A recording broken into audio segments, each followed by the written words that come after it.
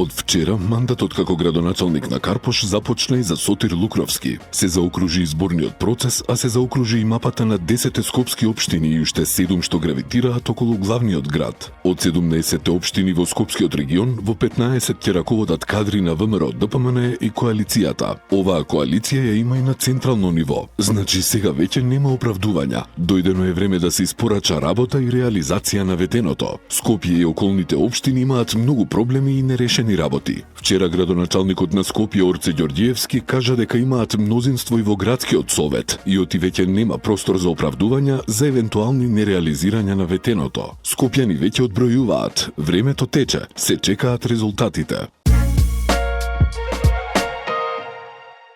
Обемната администрација на град Скопје му тежи на градот. Новиот градоначалник веќе отстрани од работа 500 лица од јавни предпријатија. Неоделена работа со месеци, дури и години, а земале плата. Има ли уште такви џаболебари кои треба да се отпуштат од работа? Ова е прашање на кое градоначалникот треба да даде одговор. И не само тоа, Орце Ѓорѓиевски треба што поскоро да се зафати со реорганизација и намалување на гломазната градска администрација со се јавните предпријатија, која брои скоро 10.000 вработени. Тоа е цела армија, а на терен не се гледа дека ги гази проблемите кои ги тиштат скопјани. Например, ако веќе се кажува дека јавното предпријатие водовод и канализација е загубар, може ли тоа да се решава и со помалку од сегашните над 1000 вработени? А така и во многу други предпријатија, а така и во седиштето на градоначалникот. Ова чистење не треба да се одлага како што правеа претходните градоначалници досега.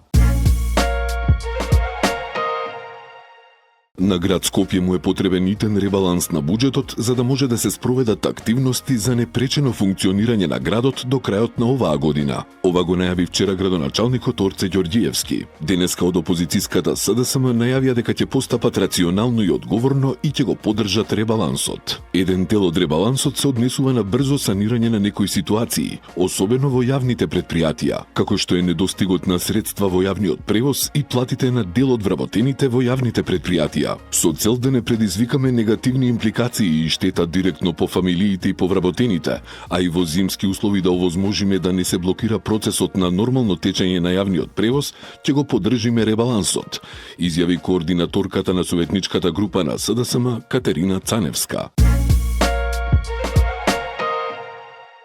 Општина Аеродром утрово почна да го отстранува времениот објект на тревникот покрај булеварот Јане Сандански, лево од Капитол Мол.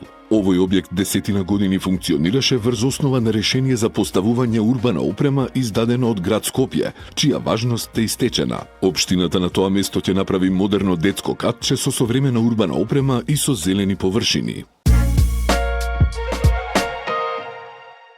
Во рамки на активностите за подобрување на комуналната инфраструктура, во Илинден се реализираат градежните работи за поставување и монтажа на препумпен уред во најнискиот дел на населеното место. На овој начин ќе се овозможи комплетно собирање, одведување и прочистување на отпадните фекални води од овој регион, стои во соопштението на општина Илинден.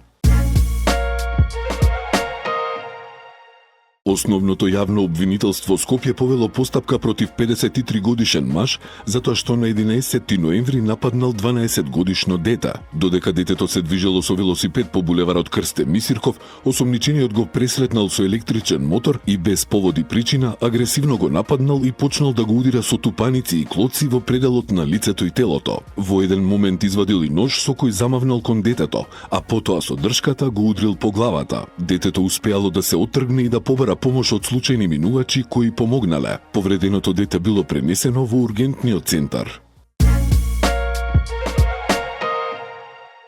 Со слоганот "Вкусија хармонијата на билките", од денеска до недела во Скопје Сити Мол ќе се одржи 10-тиот фестивал на чај. Во 3 дена ќе се представат на 30 изложувачи со производи како чаеви, ароматични билки, есенцијални масла, природна козметика, мед и пчелни производи, како и рачно изработени уметнички предмети инспирирани од светот на чајот. Годинешното издание на Фестивалот за детска песна Златно славење 2025 ќе се одржува од утре до 22 ноември. Организаторите ги повикуваат најмалечките да дојдат и да бидат дел од овој музички спектакл. Фестивалот повеќе од 5,5 децении представува вистинско гнездо на детската песна и талент. И оваа година ќе донесе нови авторски композиции, прекрасни настапи и многу детска радост.